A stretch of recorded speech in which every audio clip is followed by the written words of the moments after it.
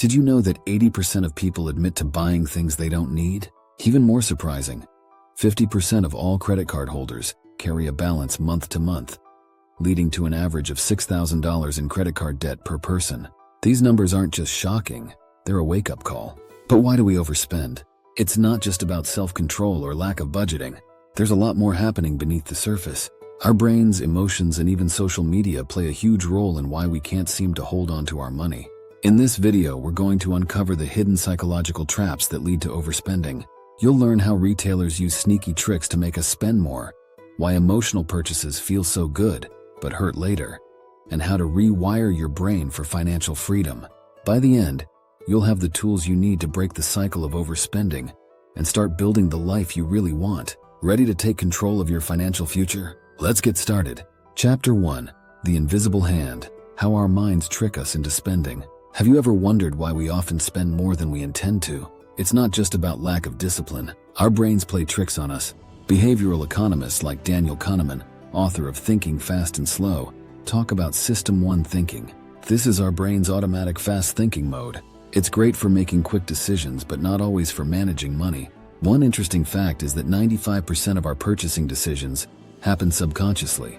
This means we're not always fully aware of why we buy things. Retailers know this and design stores to tap into our subconscious. For example, placing essentials like milk at the back of the store forces us to walk past tempting displays. The result, we often end up buying things we didn't plan on. So how do we counteract this? One strategy is to slow down the decision-making process. When you feel the urge to buy something, pause. Ask yourself if it's a need or just a want. Another tip is to create a shopping list and stick to it. It sounds simple, but it's a powerful way to stay on track.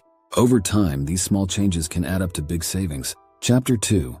Retail Therapy, the Emotional Spending Trap. We've all heard the term retail therapy. It's that feel-good rush we get when we buy something new.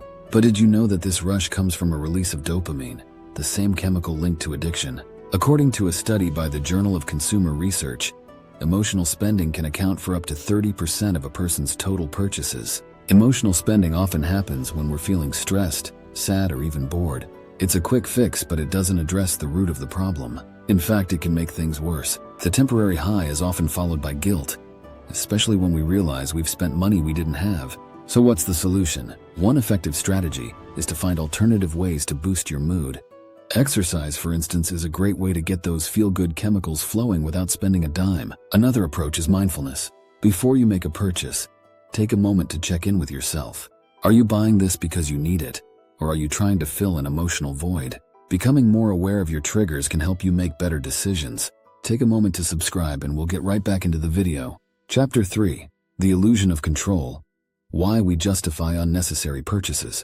We've all been there. We buy something on a whim and then justify it later. Maybe you've thought, I deserve this, or it was on sale so it's a good deal. This is what psychologists call cognitive dissonance. It's the mental discomfort we feel when our actions don't match our beliefs. To ease this discomfort, we create reasons to justify our spending.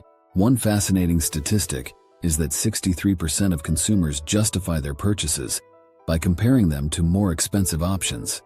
This makes them feel like they've saved money, even when they've spent more than they should have. Retailers are aware of this tendency and use it to their advantage.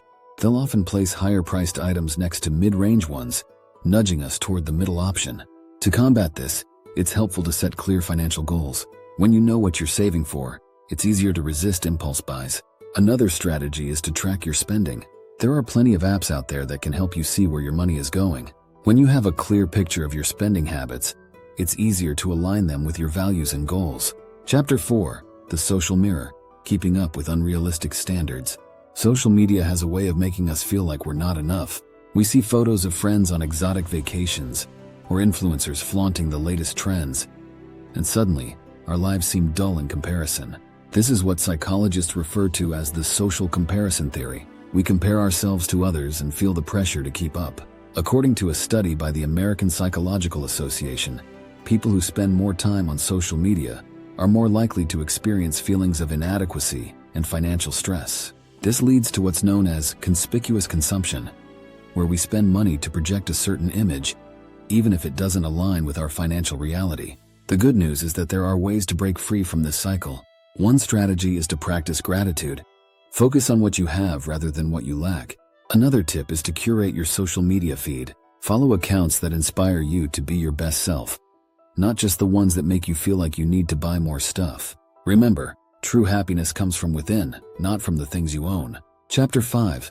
The Sale Seduction. How discounts make us spend more. Sales and discounts are everywhere, and they can be hard to resist. But here's a surprising fact. Sales often make us spend more, not less. Retailers use tactics like anchoring, where they show the original price next to the sale price, making us think we're getting a great deal. But just because something is on sale doesn't mean we need it. In fact, a study from Harvard Business School found that consumers are 20% more likely to make a purchase if they think they're getting a discount, even if they didn't need the item in the first place. This kind of spending is often driven by FOMO, the fear of missing out on a good deal. So how can we avoid falling into the sale trap? One effective strategy is to set a spending limit before you start shopping. Another tip is to wait 24 hours before making a purchase. This gives you time to think about whether you really need the item or if you're just tempted by the discount. Remember, the best way to save money is not to spend it at all. Chapter 6. The Power of Now.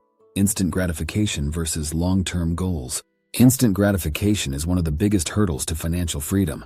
We live in a world where everything is at our fingertips, literally. With just a few clicks, we can have food delivered, clothes ordered, or even a vacation booked. This ease of access fuels our desire for immediate satisfaction. But here's the thing. While instant gratification feels good in the moment, it often comes at the expense of our long-term goals. A study published in the Journal of Consumer Research showed that people who are more focused on instant gratification are less likely to save for the future. This can lead to a cycle of debt and financial stress. So how do we break this cycle? One strategy is to practice delayed gratification. This means training yourself to wait before making a purchase. For example, if you want to buy something, try putting it in your online cart and waiting a week before checking out. Another approach is to set clear, short-term financial goals that can give you a sense of accomplishment without derailing your long-term plans. Chapter 7. The Debt Spiral. Psychological effects of living beyond your means. Debt can be a heavy burden, not just financially but psychologically as well. Living beyond your means often leads to stress, anxiety, and even depression. According to a study by Northwestern Mutual, 54% of Americans say their debt has a negative impact on their mental health. One of the biggest psychological effects of debt is something called learned helplessness. This is when people feel like they have no control over their financial situation, so they stop trying to improve it. They continue to spend, thinking it won't make a difference. But there is hope. One of the most effective strategies for getting out of debt is to create a budget. Start by listing all your expenses and income, then look for areas where you can cut back. Another powerful tool is the debt snowball method, popularized by Dave Ramsey. This involves paying off your smallest debts first to build momentum and gain confidence. Chapter 8. The Money Mindset. Makeover. Rewiring your brain for financial freedom. Your mindset plays a huge role in your financial success. If you believe you're bad with money, you're more likely to make poor financial decisions. But the good news is that you can change your mindset. According to Carol Dweck, author of Mindset, The New Psychology of Success, adopting a growth mindset can lead to better financial habits. One of the first steps in rewiring your brain is to start thinking positively about money. Instead of saying, "I can't afford this," try saying, "How can I afford this?" This simple shift in language can open up new possibilities and motivate you to find solutions. Another strategy is to practice mindfulness with your spending. Before making a purchase, take a moment to ask yourself if it aligns with your financial goals. Over time, this can help you become more intentional with your money. Remember, achieving financial freedom is as much about mindset as it is about money management. Enjoyed this? Hit subscribe and join us for more fun and informative videos.